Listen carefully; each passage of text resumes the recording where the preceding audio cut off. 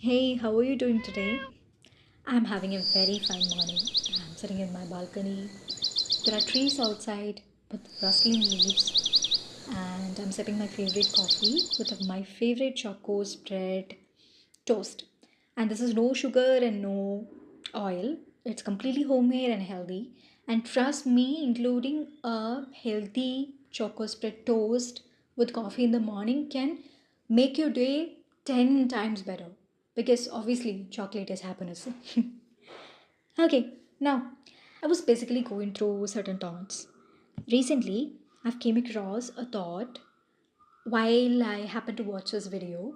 It's a reel, okay? It's a reel of a guy who is telling his experience on work from home because this guy have recently enrolled to employment journey, and he is having work from home opportunity. He started his career and he's telling that he's not happy with the freedom and the peace that comes with work from home. Trust me, the same sentence which I've heard from multiple people during the COVID time. And I see a lot of people who are very depressed by this work from home culture. So I was just thinking about that time and people who have said to me, hear me this thing. It was the time where our home became the workplace and work stopped being life, right? I should say this way itself. And how the work stopped being life, I'll tell you. So this is not a boring repetition that you find in social media. Okay, it's a very notable points which I have not seen in social media. Basically, this particular point coming from any of the one. So I have certain points. So please do listen. Yeah. Now, before the COVID pandemic, right, the life of an average employee followed a familiar routine. Regardless of the industry or profession, most of the people living was getting ready for work, preparing for work, going to work, doing work, returning from work, resting from work, and repeat. This is the groundhog loop, okay? Let's have this reference here. In going forward, we need this to be referred multiple times. Hey, is it getting boring? Please don't get bored, okay? Just bear with me a couple of minutes. I will get you to the main point. This needs to be discussed at this point because it's an introduction to main point that I'm coming to, okay? This rhythm had become so deeply embedded in society that very few questioned it. Work was not simply a part of life, but it dictated the structure of life itself. So, for the average population, right, it was not questionable at all because being in India, where there is lot of people mostly in workforce from middle class to lower middle class, right, it was not that easy. So, to this came the shutdown, the COVID. The pandemic brought the world to standstill and with it transformed the workplace almost overnight. I still remember it was during my college days where our tutor is coming to a class and saying that there is some rule that have came. So government have announced for next 2 weeks the colleges should shut and schools everything you have to continue. There will be it will be leaves, you have to continue at home like that. And they said go to library, pick your books, just prepare for your exams or do whatever all the prerequisites that you have to do kind of. And we were so happy that 2 weeks no college. It's so funny to have that time for ourselves. I mean, yeah, it was. That's how everything started, and it have taken the world to a different phase altogether. Now, millions of employees found themselves working from home, adapting a culture that was unfamiliar and untested. Highlighting this point, adapting to a culture that was unfamiliar and untested. This sudden shift was not easy.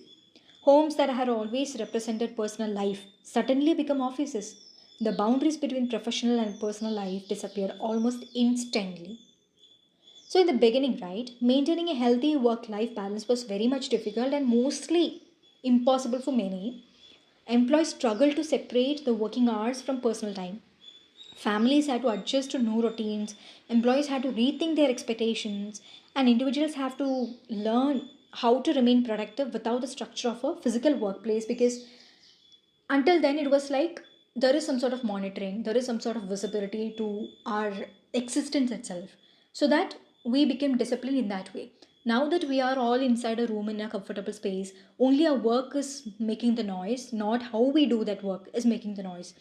So it takes a lot of discipline, dedication, hard work to be committed to the work that we are supposed to do, right? In our own comfortable space. It's very easy to skip, but we have to stay committed to it. So that environment altogether. So, to this, right, we developed new routines, adopted better technologies, and discovered a practical ways to make remote work more sustainable. Obviously, that's how it proceeded. And for many women, especially in countries like India, the transition presented a unique challenge because most of the Indian households are like living in a larger responsibilities and larger household. So, in I've heard from multiple people that office space gave them more privacy, office space gave them more balance to it, and they were not able to or not ready to quit their career because they had that change, right? Being completely in house and giving that space at office helped them a lot. So that particular thing, right? So that opportunity also have came to a shut doors, right? So these realities deserve serious discussions, though, because all these discussions regarding this women and the workplace, it's all comes related to the equality sector, and that's a different topic altogether, which is deep, which is unavoidable. I understand that, but now that our topic is much more related to the work from home, the COVID-born child, I would mostly continue this topic rather than drifting to the another topic. Okay. So, in countries like India, particularly among the middle and lower middle class families, right, because most of the population are around that, employment has traditionally been viewed primarily as a means of survival. Young adults, often between the age of 21 to 26, are the people who join or they start their employment journey because, like after the graduation, this is the age time where they started.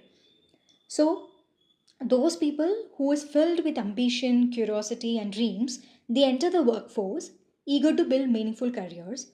Over time, may discovered that this is not going in a way. Many are switching to survival modes because our everyday routine is specifically made in that way. As I said, it's a hot log loop. We are getting ready to work, preparing for work, going to work, coming back from work, resting from work, resetting to join the work the next day. So just everything related to work like that. So the routines of commuting and all these, right, left very little room for personal growth, creativity, hobbies, or explorations. So, decades passed in the cycle until the retirement approaches, often accompanied by physical exhaustion, mental fatigue, and the realization that life has evolved almost entirely around work. Retirement life is to regret till date decision choices or finally rest before the death engulfers. Is it boring at this point of time? You shouldn't be, because this here comes the main point. Okay, so to this structure of life, right, COVID comes as an interruption. Suddenly, people no longer spend hours commuting. Many found themselves with additional time each day. Here it gets very, very serious. Listen to me. Surprisingly, right, instead of feeling liberated, many felt very uncomfortable. They described work from home as isolating. They missed the office. They believed they had become less social and less connected with others. I wonder this point why. Because some even argue that remote work was damaging the mental well being of young professionals. Listening to these concerns made me reflect on a deeper question. Were people truly missing the office, or were they missing the only identity they had built over the years? For individuals whose life had gradually become centered around work, right, the absence of an office created an unexpected void. Work had occupied not only their schedules but also their sense of purpose. That was the highest damage, I should say. And when the commuting disappeared, right, and the office routines and everything, as I mentioned, the loop and all was removed, they were forced to confront the free time and the freedom of making the decisions, freedom to use their time, everything they had long forgotten how to use. My own experience was different because that was a time where I was doing my final years of college, and me being a person who is interested in multiple things, right? I always regretted this thing when I think about employment during that time. That is, if I'm getting into work and if if this is how my routine is going to be, I might miss out many things, and many hobbies that I would really enjoy. I will not be having much time to spend to it, like that. At this point of time, people regretting this opportunity, it was not very own like relatable thing for me. Now the other thing is social life. This is the highlighting point here. How can being in a country where there are millions and billions of people, the office should only be the way where we find our social life? I don't understand this point. If you're working at home, you can simply take a drive. You can go to a nearby library, you can go to a park, maybe go for jogging. You will find repeated faces, you will be friends with them, and you will plan something together. You can take your children to your park, your children will make friends there, and you can be friend with their parents as well. Or you can go for a staycation with your family, alone, roam, wander, because it's all people around. Within 100 meters around us, right, there will be maybe hundreds of people around us. So I don't know where the countries is having the higher population. People are complaining about social life not happening because of work from home. I don't understand. And yes, I do understand this point that for certain employment or certain workforce, right, collaborative space is required. I get it. I get it. Teamwork, collaborative space, everything is required, but that is not a mandatory procedure or a process or thing that is happening daily basis, right? It can, for those jobs, it can be a hybrid model, right? So that's what I was thinking about. Technology is advanced in a very popular way, and like we are so friendly with it. We know how to make that possible. And I have seen this, I have heard as well, we all will be sitting in a conference room where we'll be joining the meeting in individual laptops. What is the difference? Yeah.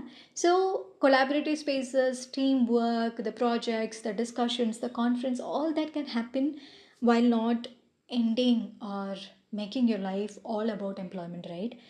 That's what the depressing point is, and I haven't got enough answers to this question, that while being in a country where there is a largest population around and multiple options to connect with people, why the office absence or work from home or like home opportunities blamed because social life is not happening? I don't understand. Yeah.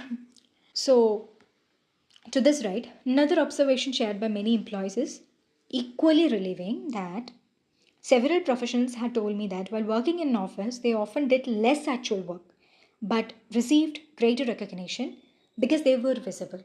And this have blew my mind, I should say, because there's senior level people complaining this. Okay. They've said that while we are in office, present there, and I understand that psychologically it gives a sense of impression that that particular person is staying in office for a longer time, so they might be working while they might be staring into the screen, doing nothing, and opting for work from home culture, right? It will be difficult to prove what all work you did. It will be. I know that. I understand that. But I wondered why organizations are assessing in this way, because for them, getting the things done is more important, or who does the great visibility stunt is more important? This question is an ever time thing in my mind, and I've not really got the answers to it. Trust me. And if somebody has an answer, please give me. And I know that in this world, wide world, there are multiple matrices to reflect or see. Our technology is so advanced, we can have multiple reflections to that and make it happen, like to assess people's work and how they do and all that. But why this visibility stand have to be tied to time being wasted unnecessarily? Now, as I said, right, all these things have raised important questions in my mind, saying that what exactly are organizations rewarding? Are they rewarding productivity or they are rewarding visibility? The distinction is significant because modern workplaces should ultimately value outcomes rather than appearance. We have this much population, this much skills, talents, resource, exposure everywhere. So I think companies should be rewarding that, or people should be rewarding that in general. So, perhaps the most interesting argument against work from home is that it supposedly reduces social interaction. I often wonder why the workplace has to be become the primary measure of someone's social life. As I said before, have not got answers to this. Remote work also creates opportunity that the traditional office culture often limits, right? Families can spend extended period together, individuals can travel while continuing their careers, people can temporarily relocate it closer to the aging parents or explore different environments, pursue education, build creative projects, or simply enjoy a healthier balance between professional responsibilities and personal aspirations. Freedom does not simply mean staying at home. Freedom means having the ability to decide where and how life happens. So ultimately, COVID did far more than change where we worked. It challenged the long standing assumptions about the relationship between work and life, is what I feel. How about you? How do you feel? For someone working from home, exposed to loneliness because work had become opportunity to rediscover interest, relationships, creativity, and time that are long being sacrificed to routines. I repeat, long been sacrificed to routines. Life is not routines, right? It's just routines are something made to get life done. But it went in a way that life is all about routines. What the hell? Perhaps the real question is not whether the work from home is better than working from office. The real question is whether we have built lives that are capable of existing beyond our jobs. Yeah, I really mean that.